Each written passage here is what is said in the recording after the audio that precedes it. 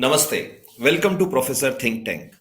I created this platform to share the things which are associated with wisdom, philosophy, intelligence, and experience. So, let us start with our very first episode.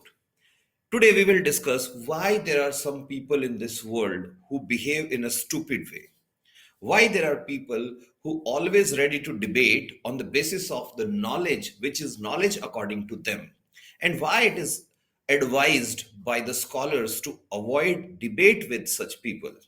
So today's topic is Allegory of Cave. This is also named as the cave theory of Plato. So Plato, as you know, and if you don't know, I'm going to tell you. Plato was a philosopher, he was a scholar, and he was one of the outstanding thinker from the field of political science. So Plato in his book The Republic talks about logic. So that was the time when one stream of scholars used to believe that everything, every knowledge which is based upon the observations is true knowledge. For example, in future we will discuss if somewhere there is smoke, that means there is fire. In the same way, people started to talk about the things that if I learned something with my senses, that is the real knowledge. But Plato was not agree with this. Plato illustrated this thing with the help of a theory, and this theory is named as Plato's cave or allegory of cave theory. So, here, what Plato is asking us to do, Plato is saying that you have to imagine that there is a cave, and in that cave, there is a group of prisoners. Now, these prisoners, they are prisoner from the very first day of their life. That means they have never seen anything outside of the cave. Whatever they have learned or whatever so-called knowledge they are carrying is because of presence of the things in that cave. Now, the prisoners are tied with the chains and they are tied in such a way that they cannot move their head like this or this. All they can see is the dead end wall of that cave in front of them. Now, on the backside of prisoners, there is a wall also. That wall is created or constructed in such a way that the prisoners they cannot look over it, but people who are walking nearby that wall, on that side of wall, their shadow or the shadow of their head will be casted on the wall which is in front of prisoners. And the source of light, in this case, Plato is saying the source of light is fire. Now, where is fire? Fire is at the last of that side. So, initially, there is a wall, dead end of that cave. Then there are prisoners which are chained in such a way that they cannot move their head. Then there is a wall constructed on the backside of prisoners. Then there are people who are walking between the fire and the wall.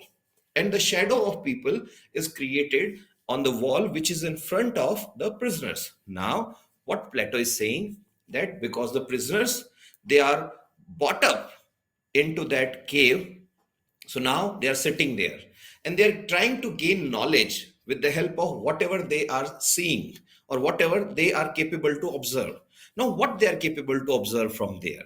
So now just imagine I'm the prisoner, I'm sitting there chained like this. The only thing I can see is shadow of the activities which are happening on that side of wall. So now someone is walking from there with a plant on his head. Now he's walking like this. Now I can see the shadow of plant on the wall which is in front of me. So what I will observe, I will discuss with them, I will hear the voices from backside, and I will start to think that plant is capable to make sound like this. And I will start to believe that plant is something like this, which is black actually. Then my neighbor, who is also a prisoner, he will tell me that I learned one thing with my experience. And what is that? He will say, I learned that the only source of light is fire. Then the third one, he will say, I learned something. I will ask him, what you have learned? He is telling me that I learned one thing, that horses, they ride on the head of the people. Now, why he's saying so? Because there was some puppet here. And one puppet of horse was on the head of someone, and when he was walking like this and this, he started to believe that horses are riding over the person. So that's how they will start to believe it. Now, Plato is saying that they will start to play a game of performance. Game of performance mean whenever anyone will walk from that side of wall with the puppet of horse on their head, they will try to identify as soon as possible, and they will try to demonstrate their knowledge. That see, I can identify this is horse. See, I can recognize this is plant. I can recognize this is voice of this is voice of that. Now, one day, somehow, one prisoner of them, for example, me, is escaped out of that cave. Now, when I will be able to go out of that cave, I will see the world first time, and I will be surprised. Oh, wow. Whatever I was thinking that I am aware of is not exactly true. The real world is very much different than what my observations were. Now he will come back to tell everything to their to his partners. Now, because he was not able to accommodate or adjust in the light of sunlight, so when he will enter into cave, what will happen to him?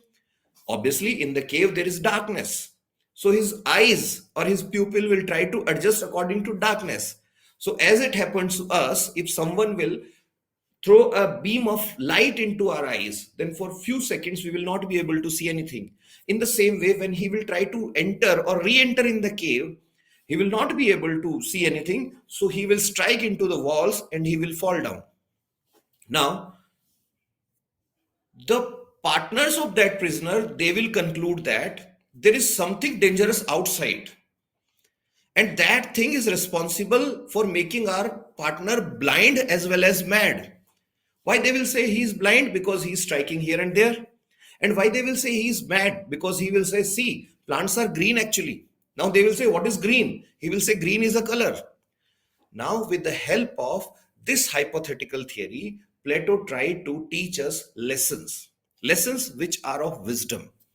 Now, Plato concluded here that with his disciples, when he was in discussion, he said that, dear, everything which you are learning through observations or empirical approach cannot be true. So, we are supposed to be rational. We are supposed to use our thinking. One more thing Plato is saying here, why we should avoid the debate. So, Plato is saying that in this case, if the prisoner who has re-entered into the cave, when he will try to tell his friends that, see, I will open your chain and let's go outside, they will start to hit him. Don't open us. Why? Because you are blind. Now you want us to become blind. So that's how, with the help of this theory, Plato shared a piece of knowledge and wisdom with us. Just imagine a person who belongs to 420 BC. That means approximately 2600 years, or exactly 2640 years. He discussed this thing with us.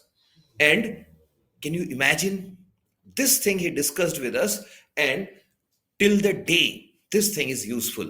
If you want to read about the details of this theory, go through the Republic of Plato. And how you like this dose of wisdom, please share, subscribe, and comment. Namaste.